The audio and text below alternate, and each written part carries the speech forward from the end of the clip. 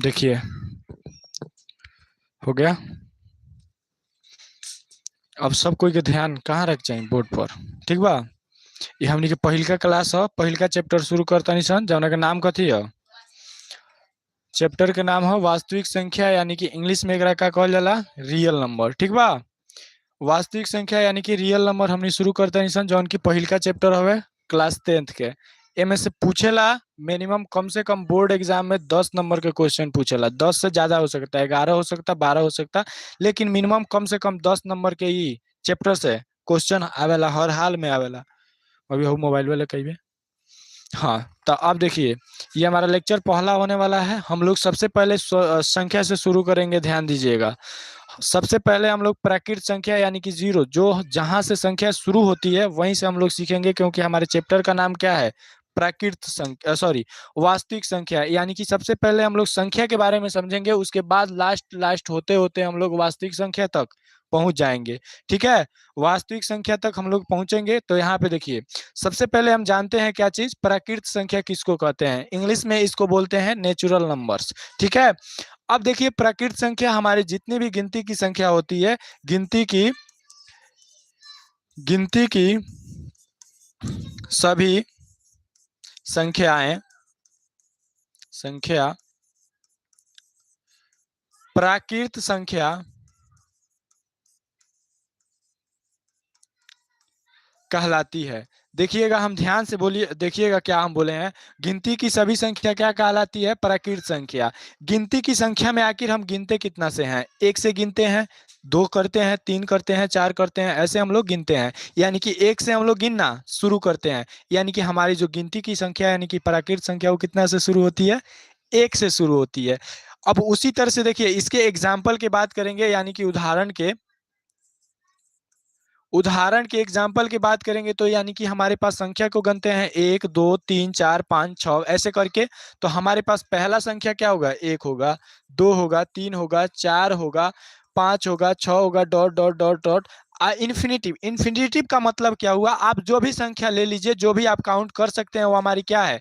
परिमेय, सॉरी, प्राकृत संख्या है। यानी कि जो भी संख्या आप ले रहे हैं वो क्या है? गिनती की संख्या होनी चाहिए, तभी हमारी क्या है? वो हमारी प्राकृत संख्या है। ठीक है। गिनती की सभी संख्याएं प्राकृत संख्याएं होती है। नॉर्मल भाषा में हम लोग गिनती की सभी संख्या प्राकृत संख्या। अब देखिए यहाँ पे, अगर आपसे पूछ दे कोई सबसे छोटी प्राकृत संख्या, ध्यान रखिएगा, सबसे सबसे छोटी प्राकृत संख्या, कोई कोई प्राकृतिक भी कहता है। ठीक है, तो प्राकृतिक में कोई दिक्कत नहीं है। ठीक है। अब देखिए हमारे पास जो है, यहाँ पे जैसे हम कह दे कि सबसे छोटी प्राकृत संख्या, तो कोई भी संख्या जहां से शुरू होती है ना, सबसे छोटा स्थान वही होता है। यानी कि ये संख्या हम लोग शुरू कहां से करते हैं? एक से। तो सबसे छोटी प्राकृत संख्या एक होगी। यानी कि एक से हम गिनना शुरू करते हैं, यानी कि सबसे छोटी संख्या हमारे पास एक होगी। ठीक है। अब देखिए उसी तरह से आपसे कोई पूछ देगा कि सबसे बड़ी प्राकृत संख्या, अगर आपसे कोई पूछ दे सबसे सबसे बड़ी प्राकृत संख्या, सबसे बड़ी प्राकृत संख्या अगर आपसे कोई पूछ दे, तो आप जो भी संख्या सोच सकते हैं, जो भी संख्या सोच सकते हैं, उससे आगे वाली संख्या ही हमारी प्राकृत संख्या होगी। यानी कि सबसे बड़ी संख्या इनफाइनाइट, यानी कि आप जो सोच सकते हैं, जहां तक आप नहीं पहुंच सकते हैं, वो संख्या हमारे पास है। यानी कि हम बड़ी की कल्पना नहीं कर सकते, यानी कि बड़ी संख्या नहीं बतला सकते। यहाँ पे अगर 6 तक लिखे हैं, तो जरूरी ये नहीं बोल दीजिएगा कि लास्ट वाला 6 है तो 6 हो गया, नहीं। ये अंत थोड़ी हो रहा है। डॉट डॉट का मतलब यहाँ पे बीच में बहुत सारी संख्याएं आ रही है। ठीक है। यानी कि अगर आपसे कोई पूछ दे सबसे छोटी प्राकृत संख्या, तो क्या होगी? 1 होगा। अगर सबसे बड़ी प्राकृत संख्या कह दे, तो कह दीजिए ज्ञात नहीं है, उसको जो आप संख्या लीजिएगा उससे बड़ा ही आएगा। जो आप सोच सकते हैं उससे बड़ा ही हमारा प्राकृत संख्या होता है। यानी कि प्राकृत संख्या का हम अनुमान नहीं लगा सकते। यानी कि गिनती हमारे पास अनंत है। जहां तक आप गिन सकते हैं, आपको गिनने की क्षमता है, वो हमारी सभी क्या है? प्राकृत संख्या है। ठीक है। अब देखिए आगे हम लोग देखते हैं। यहाँ पे 1 मिनट रुकिएगा हो, इसमें कहा नहीं फोड़ दल बड़ा शंका। ठीक बा। हाँ चलिए, अब देखिए हम लोग प्राकृत संख्या के बारे में जो चीज जानना था हम लोग जान गए। अब हम लोग बढ़ते हैं अगला संख्या के बारे में, ठीक है। उस दिन ये चीजें नहीं बतलाए थे, ये चीज नहीं बतलाए थे ना, छोटा बड़ा वाला नहीं बतलाए थे।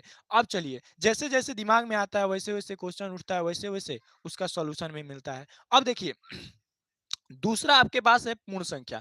पूर्ण संख्या हम क्या बतलाते हैं, देखिए अगर हमारे पास, जैसे हम मनुष्य हैं, मनुष्य की आवश्यकताएं बढ़ती है वैसे वैसे चीजों को ढूंढते जाता है। उसी तरह से हमारे पास गिनती की संख्या तो थी, यानी कि गिनती की संख्या 1 2 3 4 5 6 थी, लेकिन कभी जो है ऐसा जरूरत पड़ा होगा, यानी कि हमको ऐसी संख्या दिखाना होगा जो कुछ हमारे पास नहीं है, उसको कैसे इंडिकेट करेंगे, यानी कि कोई संख्या को दिखाना होगा तो जीरो से दिखाएंगे।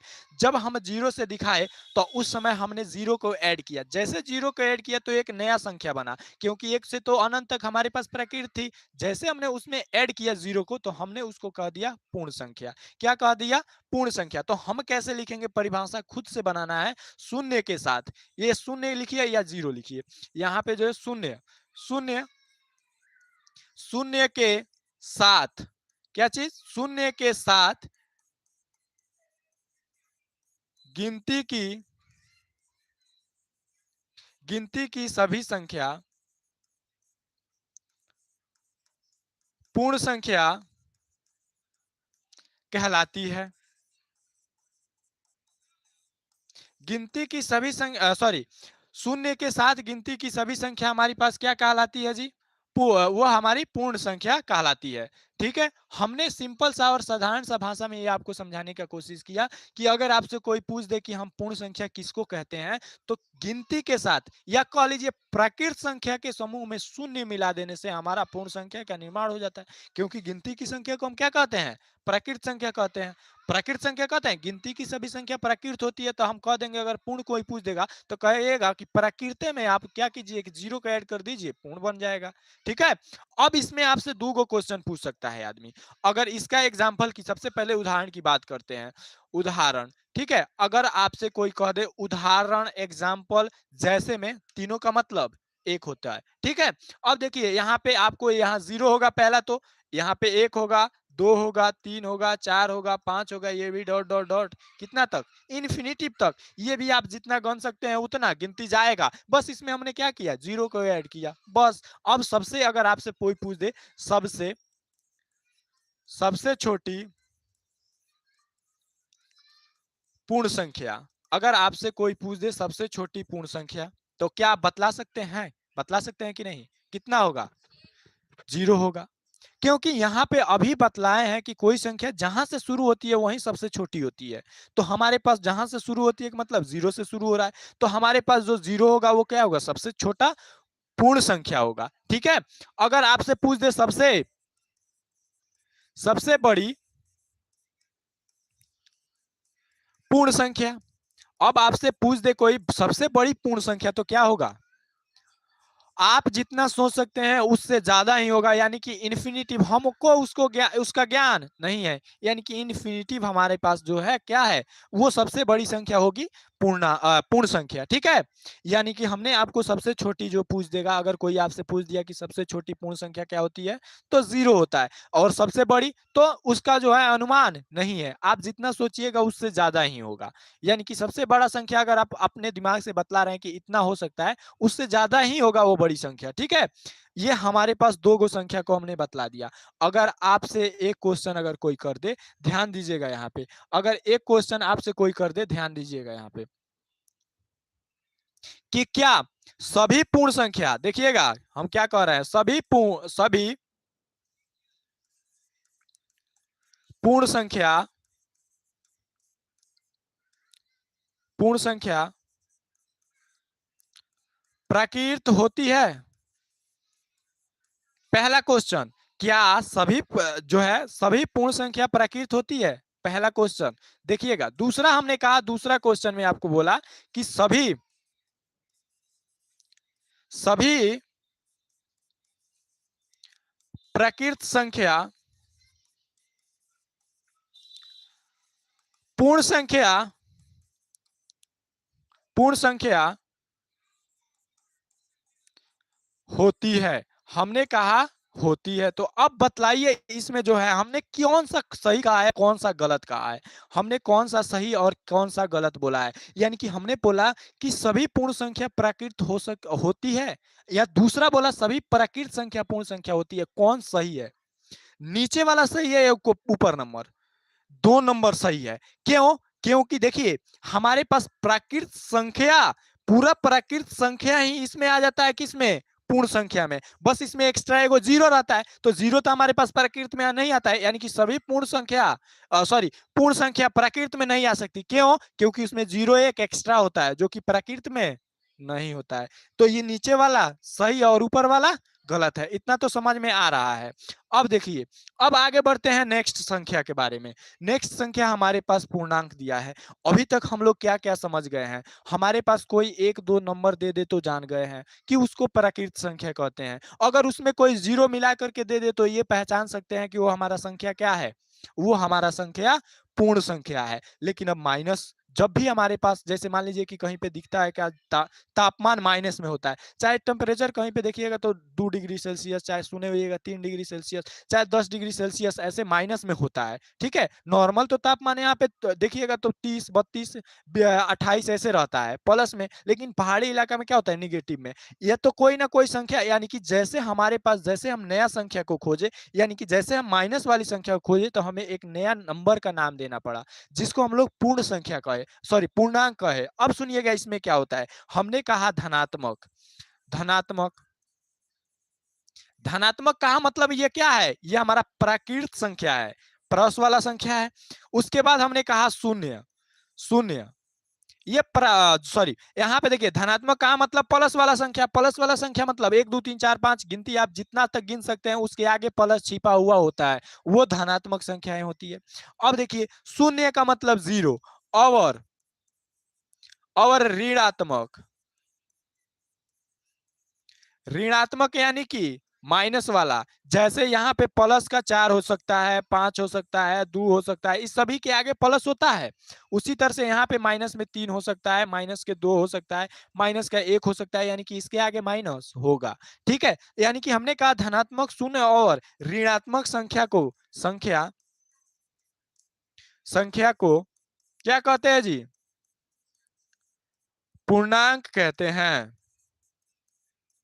क्या कहते हैं? पूर्णांक कहते हैं। यानी कि हमने आपसे यही बोला कि हमारे पास पूर्णांक होगा तो उसमें क्या होगा, जीरो शामिल होगा, धनात्मक होगा, ऋणात्मक संख्या होगा, तब हम उसे क्या कहेंगे, पूर्णांक कहेंगे। अब देखिए, अभी तक आप जैसे पढ़े हैं, अगर मान लीजिए कि यहाँ पे हम 5 लिख दिए, क्या लिख दिए जी, 5, तो ये हमारा बतलाइए कौन संख्या है?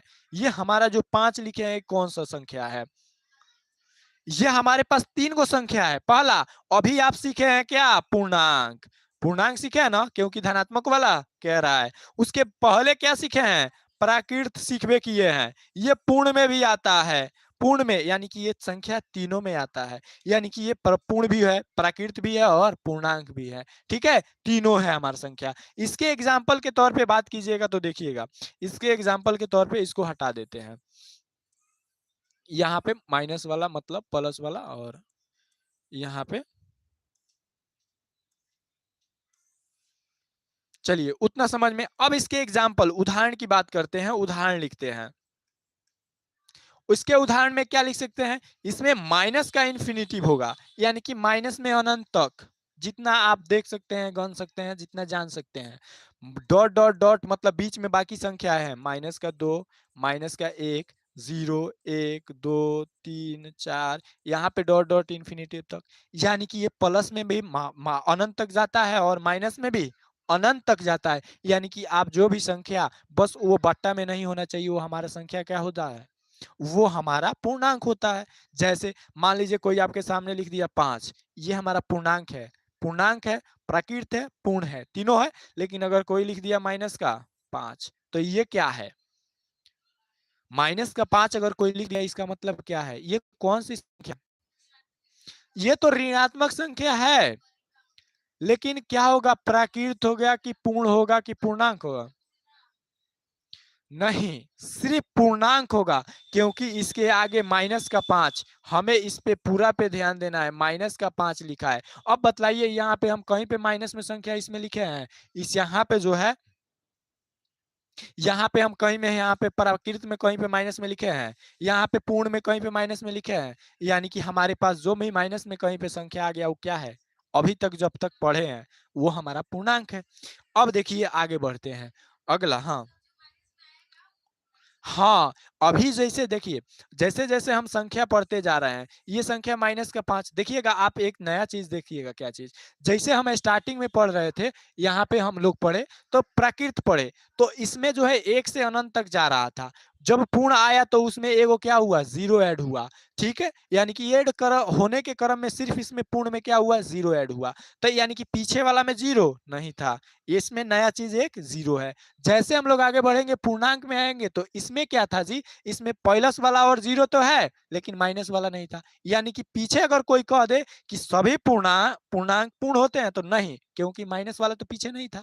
यानी कि हमारे पास एक चीज देखने को मिला कि अगर कह दे कि पूर्णांक हमारा प्राकृत होता है तो नहीं होता, क्योंकि माइनस वाला उसमें नहीं है, जीरो भी नहीं है, नहीं ना है। यानी कि अगर कोई आपसे कह दे कि प्राकृत है सभी पूर्णांक तो नहीं है, क्योंकि इतना तो आपको नहीं मिलेगा ना, माइनस वाला और जीरो प्राकृत में नहीं आता है। उसी तरह से आपको अगर कोई कह दे कि अगर पूर्ण की बात करे तो पूर्ण में तो ये इतना आता है, बस माइनस वाला नहीं आता है। यानी कि इसमें नया क्या संख्या बनाने के पीछे का क्रम क्या है कि इसमें माइनस वाला संख्या जोड़ा गया है, माइनस वाला जोड़ा गया है इसीलिए इसका नया नाम दिया गया है। ठीक है, अब आपको समझ में आ गया कि प्राकृत संख्या क्या होता है, पूर्ण संख्या क्या होता है, पूर्णांक क्या होता है, इतना समझ में आ गया। अब देखिए, अब एक चीज आप देखिएगा ध्यान से, अगर आपको कोई कह दे, यहाँ पे अगर आपसे कोई कह दे क्या, मान लीजिए ये आपका जो है एक सर्कल है, ये आपका क्या है, एक सर्कल है।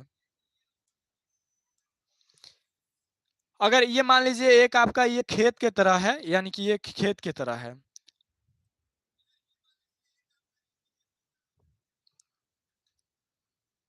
अब देखिए, मान लीजिए ये हमारा कोई जो है सर्कल जो दिया हुआ है, ये कोई खेत है, चाहे कोई चीज ऐसा है जिसमें अगर हिस्सा लगाना हो, हिस्सेदारी करना हो, तो जैसे देखिएगा हम यहाँ पे क्या करते हैं, यहाँ पे हम जब यहाँ पे इसको हम क्या करते हैं, दो भाग में बांट देते हैं।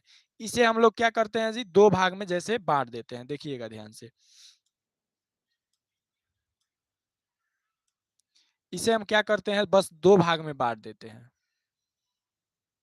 अब हम इसको दो भाग में बांट दिए, देखिएगा ये हमारा जो है, अब ये हमारे पास कितना था, पहले एगो था, लेकिन अब हम हिस्सेदारी कितना दिए हैं, दो दिए हैं। इसका मतलब एगो भाग, यानी कि ए जो होगा 1/2 होगा, ये भी 1/2 होगा, यानी कि दोनों आधा आधा है। 1/2 का मतलब आधा, 1/2 मतलब आधा, यानी कि ये आधा दोनों मिलकर के एगो बना देगा कि नहीं, यानी कि आधा आधा पूरा हो जाएगा एगो। यानी कि अगर इस तरह की संख्या, मान लीजिए कि जैसे हम क्या किए, दो आदमी नहीं, इसमें हम तीन आदमी का हिस्सेदारी लगा दिए, यहाँ से हम तीन आदमी का हिस्सेदारी लगा दिए। अब यहाँ पे देखिएगा रिजल्ट क्या होगा, यहाँ पे हम जो है, यहाँ पे क्या किए, दो आदमी का और हिस्सेदारी लगा दिए, तो अब ये 1/4 नहीं रहा, ये तो हमारा ये पूरा 1/4 था, ये हमारा 1/, का अब ये 1/4 नहीं रहा, ये हो गया हमारे पास, ये होगा हमारे पास पूरा तो कितना है, एगो है, और कितना भाग में हम बांट रहे हैं, चार में, यानी कि एगो भाग हमारे पास कितना होगा, 1/4 का अंश लेगा, यानी कि 1/4, 1/4, 1/4, 1/4। अब देखिए अगर मान लीजिए कोई ऐसा है कि हम क्या किए, किसी को 1/3 भाग दे दिए, यानी कि ये तीनों हम क्या किए, एक आदमी को दे दिए, एक आदमी को दे दिए और एक ये एक आदमी को दे दिए, तो अब देखिएगा इसके पास कितना होगा, 1/4 ही होगा, लेकिन इसके पास कितना होगा, यहाँ पे देखिए ये 4 हिस्सा था, ये पूरा कितना हिस्सा था, 4 हिस्सा था, लेकिन एक आदमी को कितना मिला है, 3 हिस्सा, तो यहाँ पे 3/4 होगा। यानी कि इस तरह की भी संख्या हमारे पास कहीं ना कहीं हिस्सेदारी में आई होगी, तबे ना हम नया संख्या का इजाद किए। यानी कि जैसे जैसे हमारा जो है बढ़ता गया कि हम ये चीजें खोजे, हमारे पास नया टेक्नोलॉजी आई, तो हम लोग नया नया का आविष्कार करते गए। उसी तरह से हमारे पास क्या हुआ, जैसे हमारे पास भिन्न संख्या आया, उस समय से कहाँ था बाबू, अभी आया है, इतना रात के बजा। अब देखिए यहाँ पे 1/4 हमारा, यहाँ ये पूरा की बात करेंगे तो कितना है जी, 1/, सॉरी सॉरी सॉरी 3/4 है, यानी कि हमारे पास कितना था, लेकिन हम 3 आदमी का हिस्सेदारी एक आदमी को दे 4, लेकिन पिछले वाले के पास कितना है 1/4। हम यहाँ पे ये हिस्सेदारी समझा नहीं रहे हैं, हम ये समझा रहे हैं कि हमारे पास देखिए नया संख्या आ रहा है, पहले बट्टा में संख्या नहीं आ रहा था। जब आप प्राकृत देखे, पूर्ण देखे और पूर्णांक देखे, उसमें बट्टा में कहीं पे संख्या नहीं आ रहा था। बट्टा को हम नॉर्मल क्या कहते हैं जी, भिन्न कहते हैं, ये बात ध्यान रखिएगा, क्या कहते हैं, भिन्न। अब देखिए जैसे लिखा है 4/3, तो इसको कहते हैं अंश, अब बट्टा हर, नीचे वाले को हर कहते हैं, इस पूरा को क्या कहते हैं जी, भिन्न कहते हैं, भिन्न कहते हैं। यानी कि ऐसी संख्या हमारे पास दिखी, यानी कि हमारे पास एक नया संख्या की आवश्यकता पड़ी। तो हमने जब नया संख्या की आवश्यकता पड़ी, तो अब देखिए नया संख्या हमने खोजा, क्या, उसको नाम दिया परिमेय। अब देखिए परिमेय में क्या होता है, ध्यान दीजिएगा, परिमेय में क्या होता है। हमारे पास दिया हुआ है परिमेय संख्या, तो इसे कहते हैं कैसे, वैसी संख्या, परिमेय संख्या की परिभाषा, वैसी संख्या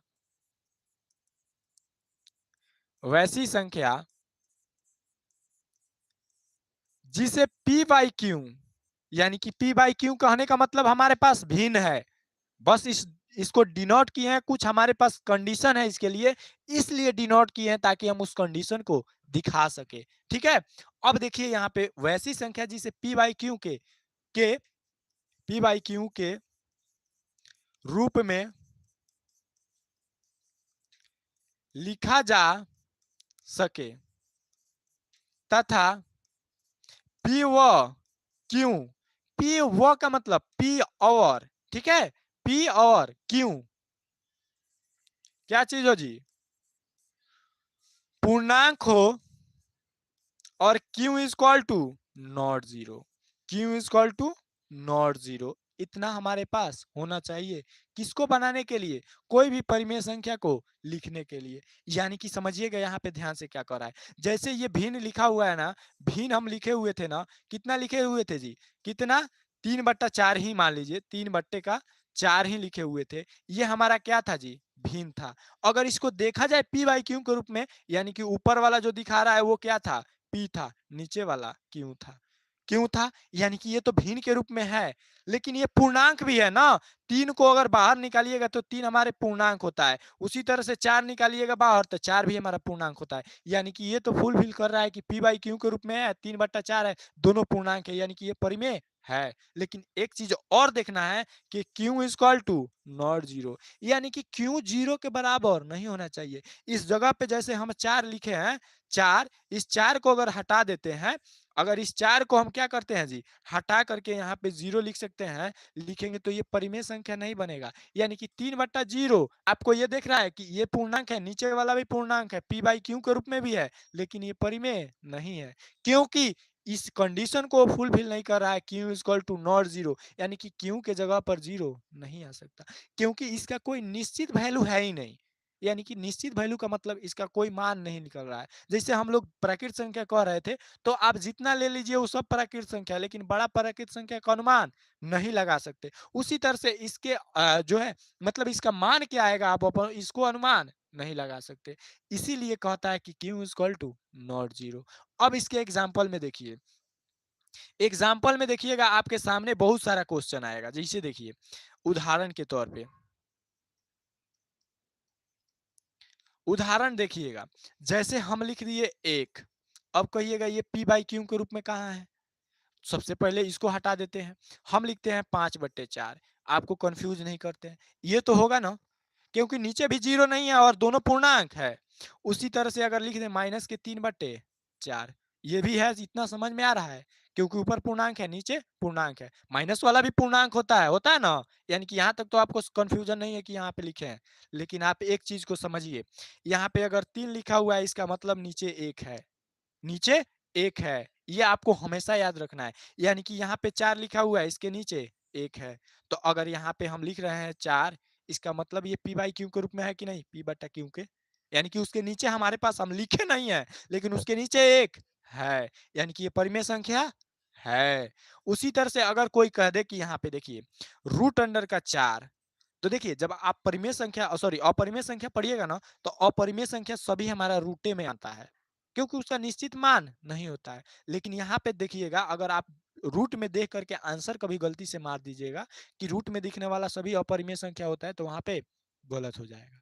यानी कि हाँ बोलिए। हम्म। हम्म। माइनस का थ्री हमारा एक पूर्णांक है। हाँ, अब देखिए चार भी हमारा क्या है, पूर्णांक है। आए, और इस पूर्णांके को ना हम 3/4 लिखे हैं। हाँ, यानी कि ऊपर जो दिख रहा है ना, ये हमारा पी है, और नीचे कुछ भी रहे वो हमारा क्यू है। यानी कि ऊपर दिखने वाला कोई संख्या होगा वो हमारा पी है, नीचे दिखने वाला क्यू है। लेकिन अगला स्टेप हम वेरीफाई करेंगे किसको देख करके, कि पी और क्यू जो दिया है वो पूर्णांक है कि नहीं। ठीक है, अब देखिए यहाँ पे आपको समझ में, नीचे जीरो होगा, सॉरी नहीं, नीचे जिसके जीरो होगा वो परिमेय नहीं होगा। ठीक है, या देखिए, अब आगे बढ़ते हैं। इस रूट अंडर 4 को हम किस तरह से लिख सकते हैं, यहाँ पे रूट अंडर 4 को 2 गुने 2 4 होता है कि नहीं, होता है ना। यानी कि देखिए कोई भी संख्या अगर इसको अगर लिखे तो हम लिख सकते हैं दो दो बार आया है तो इसके मूड़ी पे, यानी कि इसको कहते हैं घात पे, यानी कि इसके घात पे हम दो लिख सकते हैं। कोई भी संख्या दो बार आया है तो हम उसके घात पे क्या लिख सकते हैं, दो लिख सकते हैं।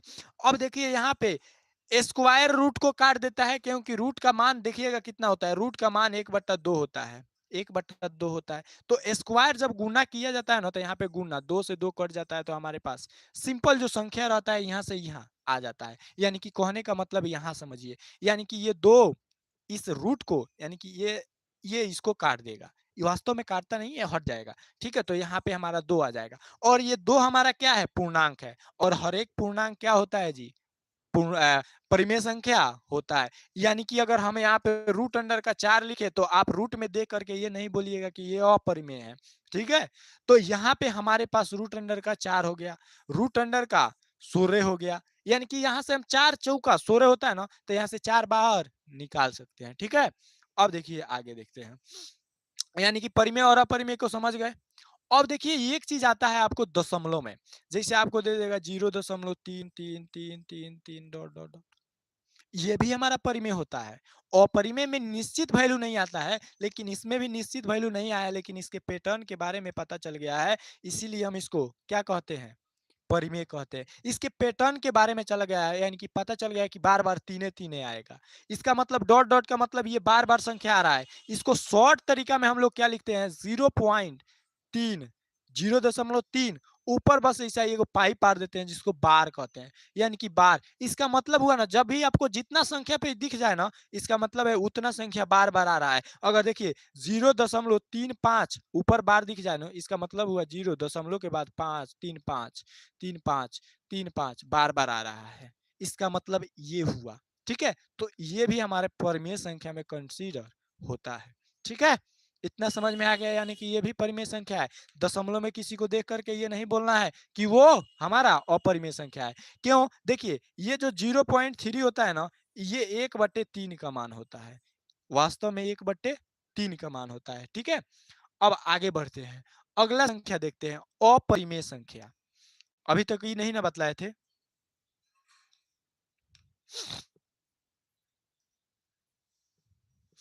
अब देखिए यहाँ पे अपरिमेय संख्या, अपरिमेय संख्या किसको कहते हैं, वैसी संख्या जो परिमेय नहीं हो, यानी कि अपरिमेय। अब देखिएगा, अगर इसको मिटा दे, इसको अगर मिटा दे, इसका मतलब क्या है, परिमेय है। यानी कि अपरिमेय का मतलब इसमें निगेटिव वैल्यू आ गया, यानी कि इसका मतलब ये परिमेय वाला नहीं हो सकता। और हम कहते हैं वैसी संख्या जिसका निश्चित मान नहीं हो उसे अपरिमेय संख्या कहते हैं। यानी कि निश्चित मान का मतलब उसको गुना, उसका मान जब निकाले, यानी कि जैसे मान लीजिए कि अगर रूट अंडर का 3 है, तो इसका मान आएगा 1 डॉट डॉट डॉट कुछ ना कुछ आते रहेगा। जैसे मान लीजिए 3 4 5 6 7 8 ऐसे आते आते कुछ कुछ आते रहेगा, लेकिन इसमें निश्चित पैटर्न नहीं है, इसमें डॉट डॉट है लेकिन निश्चित पैटर्न का मतलब ये 7 8 कोई ऐसा नहीं है जो बार बार रिपीट हो रहा है, तब इसको हम लोग अपरिमेय संख्या कहते हैं। ठीक है, अब देखिए अपरिमेय संख्या का परिभाषा, क्योंकि आप लोग परिभाषा में समझ आएगा, वैसी संख्या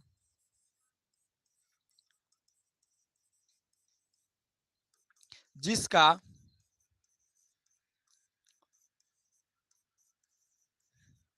निश्चित मान नहीं हो, अपरिमेय संख्या, अपरिमेय संख्या, अपरिमेय संख्या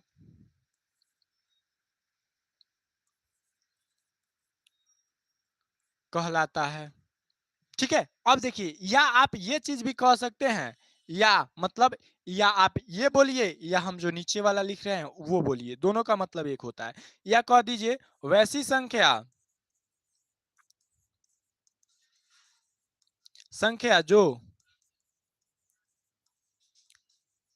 परिमेय नहीं हो, वो हमारी क्या है, अपरिमेय है। ठीक है, अब अपरिमेय में एक चीज देखिएगा क्या आता है, अपरिमेय में उदाहरण में देखिएगा,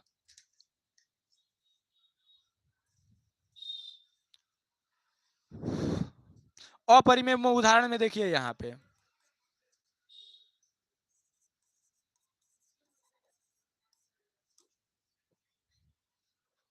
अब देखिए उदाहरण में इसके क्या हो सकता है, जैसे रूट अंडर 2, इसका निश्चित मान नहीं होता है। रूट अंडर 2 हो गया, रूट अंडर 3 हो गया, रूट अंडर 4, ये हमारा परिमेय है, इसीलिए अपरिमेय नहीं है। क्यों क्यों ये परिमेय है भाई, अब ये हम आपको बोले हैं ना कि इसका वैल्यू कितना आता है, इसका मान 2 आता है, इसीलिए ना परिमेय में आता है। तो इसका जिसका मान निश्चित आ जाएगा, परिमेय आ जाएगा, वो अपरिमेय नहीं है। उसी तरह से यहाँ पे 4 छोड़ के आप 5 लिख सकते हैं, यहाँ पे 6 लिख सकते हैं, यहाँ पे 7 लिख सकते हैं, यहाँ पे 8 लिख सकते हैं, लेकिन यहाँ पे 9 नहीं लिख सकते हैं। 9 क्यों नहीं लिख सकते हैं ये भी बतलाएंगे। अब देखिए 9 नहीं लिख सकते हैं क्योंकि यहाँ से निकलेगा, यहाँ पे हम 9 के जगह पर यहाँ 9 बनाइए, यहाँ पे 3 गुने 3 लिख सकते हैं, 9 को, रूट तो रूट है। अब देखिए 3 दो बार आया है, 2 घात पर रहेगा, रूट तो रूट है, रूट से 2 कट जाएगा तो हमारे पास कितना आया, 3 आया। 3 किसके अनुसार, परिमेय होता है ना, 3 परिमेय होता है, इसीलिए 9 यहाँ पे नहीं हो सकता।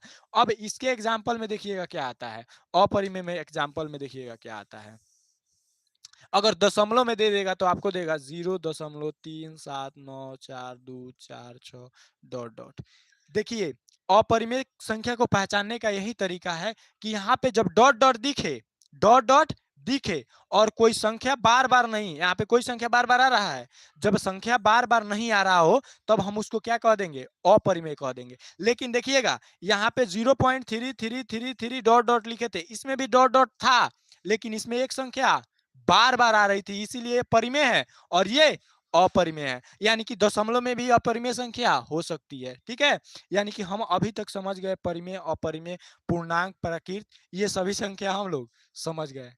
अब देखिए आगे हम लोग बढ़ते हैं, कोई है का,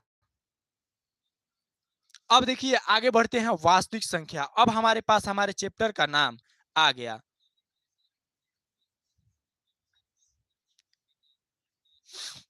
अब देखिए अगला जो है हमारा वास्तविक संख्या, यही तो चैप्टर का नाम था, वास्तविक संख्या चैप्टर का नाम था ना। अभी तक जितना भी संख्या हम लोग पढ़े हैं, देखिएगा यहां से देखिए, यहां पे हमने आपको बतलाया है प्राकृत संख्या। प्राकृत संख्या किसके अंदर आ गया, प्राकृत संख्या सब समा गया पूर्ण संख्या के अंदर, और सब पूर्ण संख्या समा गया किसके, पूर्णांक के अंदर, आ सब पूर्णांक समा गया किसके अंदर, परिमेय के अंदर, आ सब परिमेय समा, सॉरी ये गलती है। अब देखिए यहाँ पे अपरिमेय के अंदर नहीं समाया, अपरिमेय बिल्कुल अलग है, परिमेय अलग है, यानी कि दो ही है, परिमेय और अपरिमेय। अब जब वास्तविक संख्या, वास्तविक संख्या का जो है परिभाषा होगा तो इसमें कहा जाएगा परिमेय अलग है एगो, यानी कि वो वास्तविक संख्या से अलग है। वास्तविक संख्या ये समझिए कि हमारे पास दो संख्याएं थी, यानी कि वास्तविक संख्या, वास्तविक, वास्तविक, वास्तविक सही लिखा है ना, वास्तविक, वास्तविक, ठीक है। वास्तविक संख्या के मान लीजिए 4 गो से 5 गो बेटा बेटी था, लेकिन अपरिमेय संख्या के एगो बेटा बेटी नहीं था। बेटा बेटी का मतलब हमने पढ़ा प्राकृत, पूर्ण, पूर्णांक, ये सब थे। ये समझिए कि ये प्राकृत संख्या के बेटा बेटी, इसके पास कुछ नहीं है, लेकिन इन दोनों के मिलने से कौन बना है, वास्तविक संख्या, यानी कि ये दोनों, इसका दोनों बेटा है, और ये जो बाकी 3 4 पढ़े हैं सब इसका भतीजा भतीजा है। यानी कि हमारे पास ये समझने के लिए है कि ये दोनों भाई है, यानी कि ये दोनों आपस में बराबर है, लेकिन एगो छोटा बड़ा है, इसमें बस बराबर नहीं है कि ये अलग है, ये अलग है, ठीक है, लेकिन इसका 3-4 गो बेटा बेटी है, इसका नहीं है, ये कुंवारा ही है ठीक है, उसी के वजह से ये हमारा, लेकिन दोनों किसका बेटा बेटी है, वास्तविक संख्या का। अब देखिए हम तब वास्तविक संख्या लिखेंगे तो वास्तविक संख्या किसके वजह से बाप बना है भाई, वो दोनों बेटा की वजह से, यानी कि परिमेय और अपरिमेय के वजह से। अब देखिए तो हम लिखेंगे परिमेय, परिमेय और अपरिमेय संख्या क्या होती है, वास्तविक संख्या कहलाती है, वास्तविक संख्या, यानी कि वास्तविक संख्या बना ना, अगर वास्तविक संख्या से ये दोनों क्या निकले, परिमेय और अपरिमेय निकले, वास्तविक संख्या अगर किसी से, जैसे हम रिलेट करके बतलाए कि यानी कि ये बाप बना था किनके वजह से बना, इन दोनों के वजह से, यानी कि परिमेय और अपरिमेय की वजह से इसका अस्तित्व है कि ये हमारा, यानी कि इन दोनों का क्या है, बाप है, यानी कि इसको समझा जाए तो ये दोनों से ये बना हुआ है, यानी कि ये दोनों जितना संख्या अभी तक हम पढ़े हैं वो सभी संख्याएं क्या थी, वास्तविक संख्याएं थी, यानी कि अभी तक हम लोग जितना संख्या पढ़े हैं वो क्या थी, वास्तविक संख्याएं थी। अब देखिए आगे बढ़ते हैं, आगे बढ़ते हैं, अब देखिए अभी तक हमने जितना संख्या पढ़ा और हम जितना भी गिनते हैं देखते हैं वो सभी उसके अंदर आ जाती है। एक होता है इमेजिनरी नंबर, ठीक है ना, यानी कि काल्पनिक संख्या, जो कि आपको 10th 11th 11th और 12th में मिलेगा, 11th और 12th में मिलेगा, तो वो अभी नहीं पढ़ना है। अब देखिए आगे की बात हम करते हैं, अब हम समझते हैं सम संख्या, सम संख्या किसे कहते हैं, हमने इन सभी बाकी संख्याओं को हमने समझ लिया है, अब समझते हैं सम संख्या के बारे में, सम संख्या किसे कहते हैं, वो देखिएगा, ये ध्यान दीजिएगा, ये सम संख्या निकला हुआ है ना, वास्तविक संख्या से निकला हुआ है, ठीक है, वास्तविक संख्या से निकला हुआ है, लेकिन ये बाकी सब के अंदर में ये जैसे क्या देखिएगा, ये जो हमारा वास्तविक वास्तविक संख्या है ना, वास्तविक संख्या, इसमें सभी संख्याएं आ जाती है, दशमलव वाला भी आप देख लिए, बिना दशमलव वाला भी देख लिए, रूट वाला भी देख लिए, जीरो को देख लिए, माइनस को देख लिए, ये सभी संख्या किस में आ गया, वास्तविक संख्या में आ गया, यानी कि अभी तक हम जितना भी पढ़ रहे थे वो क्या थी, संख्या है, वास्तविक संख्या थी, यानी कि अभी तक हम नॉलेज लिए किसका, संख्याओं का, संख्याओं का, यानी कि सभी संख्या मिलकर के वास्तविक संख्या, सभी संख्याएं वास्तविक थी, लेकिन हमने अभी ज्ञान लिया किसका, संख्या का, क्योंकि हमारा चैप्टर ही शुरू हो रहा था संख्या से, यानी कि वास्तविक संख्या कह रहा था, तो हम लोग शुरू किए किससे, संख्या से, आखिर संख्या होता कौन सा है, किस कौन कौन से संख्या जानेंगे, कौन कौन सा संख्या कब किसको कह सकते हैं, अगर आपसे यहाँ पे पूछ दिया जाए कि ये बतलाइए कौन सी संख्या है, तो आप बतला सकते हैं, तो रुकिए ना, पूछिए रहे हैं, काहे टेंशन में है, अब ये पूछ रहे हैं आपसे, देखिए आपको अभी हम जो जो बतलाए हैं, ये बतलाइए कौन संख्या है,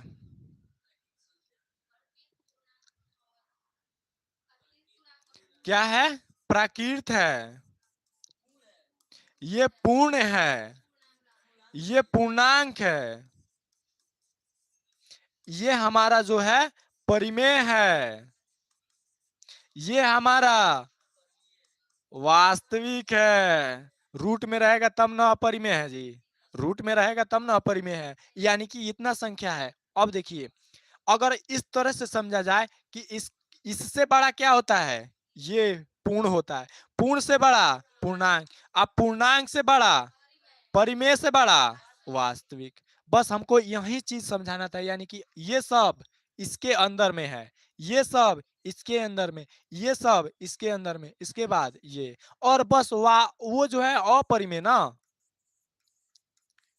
एगो ये अलग है, ये एगो अलग है, यानी कि लेकिन ये है किसका अंश, इसी का अंश है, यानी कि वास्तविक वाले का ही अंश है, ठीक है, यानी कि हाँ बस परिमेय का भाई है, परिमेय का भाई है वह परिमेय, बाकी कुछ नहीं है, ठीक है। अब देखिए अब हम लोग सम संख्या के बारे में जाने वाले हैं, किसके बारे में, सम संख्या, अब देखिएगा ध्यान से, हम लोग सम संख्या के बारे में क्या समझने वाले हैं, वैसी संख्या, वैसी संख्या जिसमें 2 से भाग देने पर वह संख्या पूर्णतः कट जाए, यानी कि कोई शेष नहीं आए। अगर शेष आए भी तो क्या आए, जीरो आए, यानी कि कट जाना मतलब जीरो शेष आना।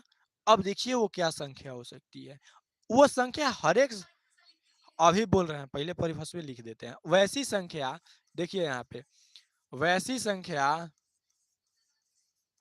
वैसी संख्या जिसमें दो से, पूरा भोजपुरी वाला भाषा में समझिए लिख रहे हैं, वैसी संख्या जिसमें दो से भाग, दो को अंक में लिख लीजिए, आइए, वैसी संख्या जिसमें दो से भाग देने पर वह संख्या, वह संख्या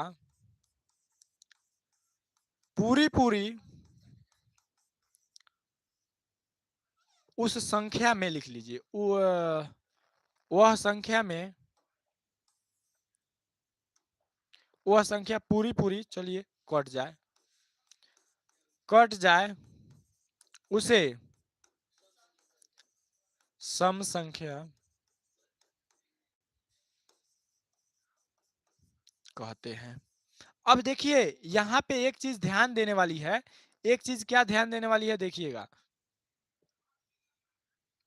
यहाँ पे हमने बोला वैसी संख्या जिसमें दो से भाग देने पर वह संख्या पूर्णतः कट जाए, लेकिन इसमें जब बात होगा तो इसमें हमेशा बात होगा प्लस वाले संख्या का, माइनस वाले का नहीं बात होगा। यानी कि सम हो, विषम हो, पूर्ण हो, पूर्ण सॉरी, सम हो, विषम हो, सह हो, अभाज्य हो, या भाज्य हो, या सहभाज्य हो, इन सभी संख्या यानी कि बाकी कोई भी संख्या अब पढ़ने वाले हैं वो प्लस वाला ही होगा। प्लस वाला का मतलब प्राकृत संख्या से ही बना होगा, यानी कि उसमें सब प्राकृत आएगा, उसके अलावा माइनस वाला नहीं आएगा, माइनस वाला भी हट गया, दूर हट गया। अब देखिए इसके उदाहरण की बात करेंगे तो देखिएगा, उदाहरण की जब बात करेंगे तो यहाँ पे पहला अंक दो होगा, क्योंकि अगर दो से हम एक में भाग देते हैं, इसमें भाग नहीं लगेगा, शेषफल तो एक ना है, यानी कि एक है, यानी कि एक तो नहीं हो सकता। दो में दो से भाग देंगे तो कटिए जाएगा, दो में दो से भाग देंगे तो दो एकम कट गया, यानी कि जीरो आ गया, कट गया मतलब जीरो आ गया। उसी तरह से अगर मान लीजिए कि दो में हम तीन से भाग दे दिए, दो में सॉरी दो से तीन में भाग दिए तो दो कम दो, यहाँ पे शेष एक आ गया, यानी कि ये हमारे पास सम नहीं है, क्योंकि यहाँ पे शेष कितना आने का कष्ट था, इसमें इसमें कंडीशन था शेष आने का जीरो, लेकिन यहाँ पे शेष क्या आ गया, एक, यानी कि ये सम नहीं है। अब देखिए सम नहीं है उसके बारे में पढ़ेंगे, कौन संख्या होगा आखिर। अब देखिए दो, उसी तरह से चार का पहाड़ा, दो के पहाड़ा में चार आता है, छह आता है, आठ आता है, 10 आता है, डॉट डॉट डॉट इन्फिनिटिव, यानी कि जो संख्या दो से भाग लग जाएगा वो सम होगा। जैसे लिख दिए 1000, 1000 लिख दिए, इसमें दो से भाग देंगे तो 500 दूना 1000 होता है, यानी कि 500 मर्द में कट जाएगा, यानी कि ये हमारा क्या है, सम है। यानी कि इतना तो समझ में आ रहा है, वैसी संख्या जिसमें दो से भाग देने पर कोई शेषफल नहीं बचे उसे हम क्या कहते हैं, सम संख्या कहते हैं। अब एक स्टेप आगे बढ़ते हैं, एक स्टेप आगे बढ़ते हैं, अभिनव मोचर करता। अब देखिए खत्म कहाँ से हो गया, अच्छा वो कौन बात नहीं, अभी चलेगा 1 घंटा। अब देखिए हम लोग पढ़ रहे हैं विषम संख्या, क्या पढ़ रहे हैं, विषम संख्या। हम लोग सम को समझ लिए, अब हम पढ़ रहे हैं विषम संख्या। अब देखिए सेम जैसे हम सम को समझे ना, सेम उसी तरह से विषम है, बस उसके उल्टा है। अब देखिए वैसी संख्या, क्या चीज, वैसी संख्या ए जिसमें, जिसमें दो से भाग देने पर शेषफल एक, क्या बचे, एक बचे, उसे विषम संख्या, 1 मिनट रुकिए ना हो, कहते हैं। एक चीज ध्यान दीजिएगा, इसको बाद में समझाएंगे, अभी ध्यान दीजिएगा। देखिए जब भी कोई चीज आपको पता हो तो जब कोई पूछे तब बतलाइए, ज्यादा उतावला नहीं होइए, क्योंकि उसमें भी बहुत सारा चीज है कि आप नहीं जान रहे हैं। क्या चीज, उसमें भी आप ऐसा चीज है जो आप नहीं जान रहे हैं। यानी कि हमें एक चीज समझना है कि अगर वैसी संख्या जिसमें 2 से भाग देने पर शेषफल 1 बचे उसे क्या कहते हैं, विषम संख्या कहते हैं। अब देखिए एग्जाम्पल, उदाहरण में ये बतलाइए एक हमारा विषम होगा कि नहीं होगा, एक विषम होगा कि नहीं होगा, हम आप लोग से पूछ रहे हैं, आप लोग हम होगा, क्योंकि उसमें 2 से भाग देंगे, 2 में उसमें भागे नहीं लगेगा, शेषफल 1 है ना, यानी कि पहला हमारा ए। अब उसके आगे 3 में अगर 2 से भाग देंगे, 3 एकम ए 2 एकम 2 से भाग दे रहे हैं, 2 एकम 2 शेषफल 1 आ गया, यानी कि 3 हमारा दूसरा संख्या होगा। और 2 हम क्यों नहीं रखे भाई, 2 2 कम 2 कट जाता है कि नहीं। उसी तरह से इसमें 5 हो गया, 7 हो गया, 9 हो गया, 11 हो गया, 13 हो गया, डॉट डॉट डॉट इन्फिनिटिव। यानी कि वैसी संख्या जो 2 से भाग देने पर हमेशा एक के शेष आएगा। कोई भी संख्या लीजिए, जैसे 121 ले लिए, अगर 2 से भाग देंगे, 2 छक्के कट गया, एक यहाँ पे आया, जीरो बैठाना सिखाया ना, जब यहाँ पे भाग नहीं लगेगा तो यहाँ पे जीरो बैठ जाएगा, तो यहाँ पे शेष कितना बचा, बस। यानी कि कोई संख्या लेंगे, अगर वही में कोई क्या किया, 120 ले लिया, 2 से भाग देंगे, 2 छक्के 12 कट जाएगा, यहाँ पे जीरो उतरेगा, नहीं भाग लगेगा तो यहाँ पे, तो यहाँ पे देखिए तो पूरा पूरा कट गया कि नहीं, जीरो आएगा मतलब कट गया। जब कट गया ये हमारा, तो ये सब सॉरी विषम नहीं है, ये हमारा सम के कैटेगरी में चला गया। इतना समझ में आ गया। अब देखिए, अब इस पे दोनों पे चर्चा करते हैं, इससे आपके बोर्ड एग्जाम में क्वेश्चन पूछता है, तो देखिएगा कैसे कैसे पूछता है।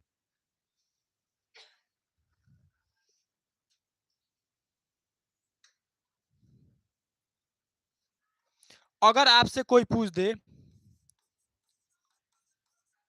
सबसे बड़ी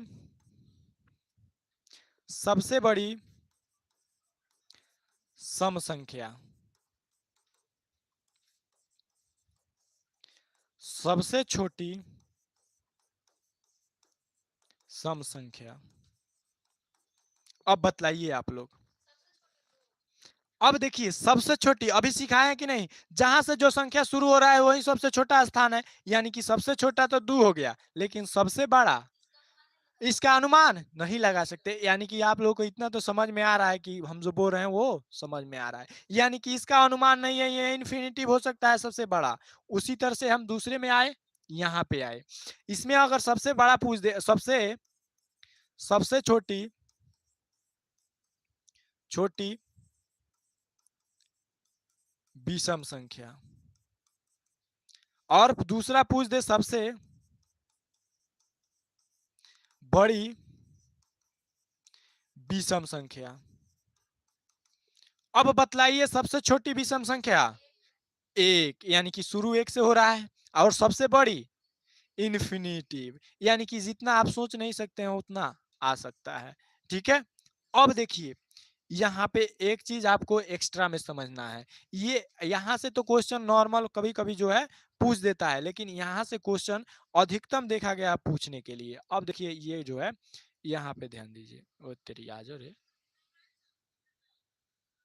अब देखिए दूसरा, ध्यान दीजिएगा, यहाँ पे अगर p पूर्णांक है, p पूर्णांक का मतलब, यहाँ पे p जो देख रहे हैं p पूर्णांक का मतलब 1 हो सकता है, 2 हो सकता है, -3, -5, 0 हो सकता है ना।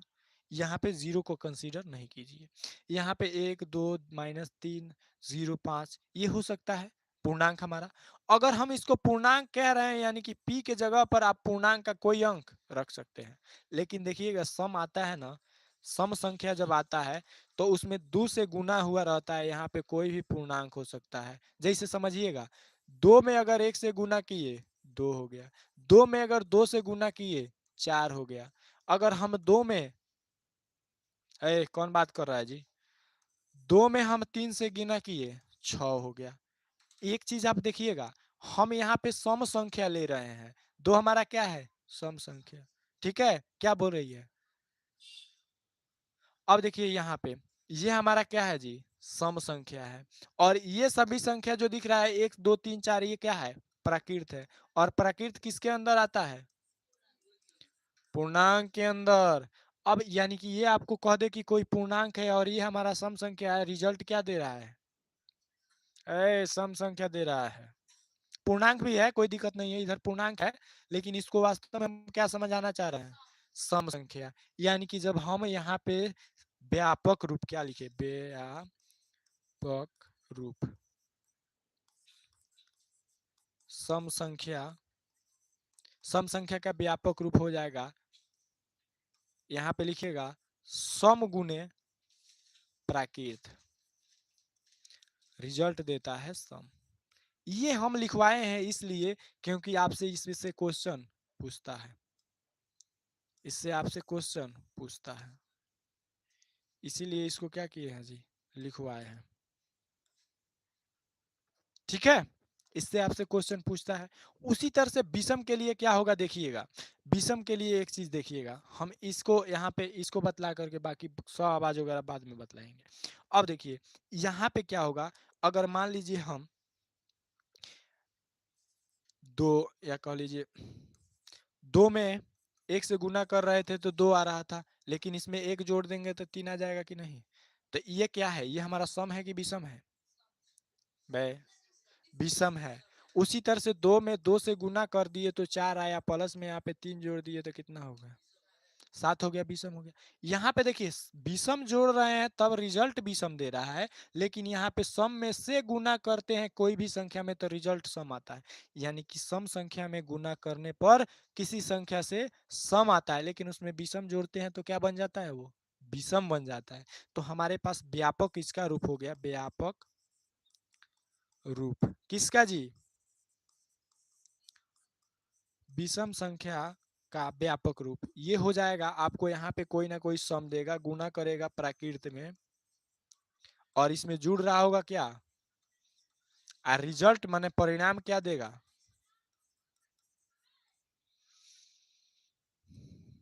चलिए ये हमारा परिणाम क्या देगा? विषम देगा। इतना तो समझ में आ रहा है, ठीक है? हाँ जाइए, नहीं इधर पानी लीजिए, पानी है ना, आज का है। हाँ दोपहर ना ओबरा आइल है ना, छोटका लाइल हो, नहीं आज का है ना, छोटका लिया है चाहे ओबरा क्लास में नहीं है तो ना। कहाँ? अब है जब हो अब लिख लीजिए, उसके बाद हम छोड़ देंगे इसको। अब देखिए इसमें देखिए दो गो संख्या और है, अगर आप समझिएगा तो हम, अगर आप लोग अगर ए तीन गो संख्या और है, अगर समझिएगा तो समझा देंगे, कितना टाइम है समय, छोड़ दिया जाए। है अब दो गौरी संख्या है, उसके बाद हम इसको एंड कर देंगे, ठीक है? या मैथ वाले क्लास को एंड कर देंगे। अब समझिए यहाँ पे दो गो संख्या और समझ, कौन सा? इसका नोट्स लेकर के क्या, मैथ का फॉर्मूला आपको दे दिया जाएगा, मैथ का फॉर्मूला बस दे दिया जाएगा सब किसी को। दो तीन पे नोट कर सकते हैं या नहीं? नोट करना पड़ेगा, हाँ नोट करना पड़ेगा। हाँ लीजिए, लेकिन दू गो है, उसको तीन गो पढ़ा देंगे तो कल से खाली क्वेश्चन करा देंगे। चाहे रहने दीजिए, लिखिए हटाइए, सब आज कल बतला देंगे, ज्यादा हो गया एक के दिन में है इतना। चलिए लिखिए, यहाँ पे आप लोग इतना कितना लिख सीख चुके हैं पहले से। यहाँ पे बाकी सब में सम विषम में क्या डाल लेना है, इतना डाल लेना है। सम विषम में सॉरी, यहाँ पे परिमेय लिखा दिए हैं, उसके बाद क्या लिखवा दिए हैं? पूर्ण लिखवा दिए हैं, पूर्णांक वास्तविक लिखा दिए हैं। देखिए यहाँ पर लिखवाए हैं, परिमेय नहीं लिखवाए हैं, लिखिए अब। हो गई बा अपरिमेय। चलिए लिखिए, बाकी का जो है ना दो गो संख्या बच रहा है तो हम कल करा देंगे सेकंड वाला लेक्चर में, ठीक है?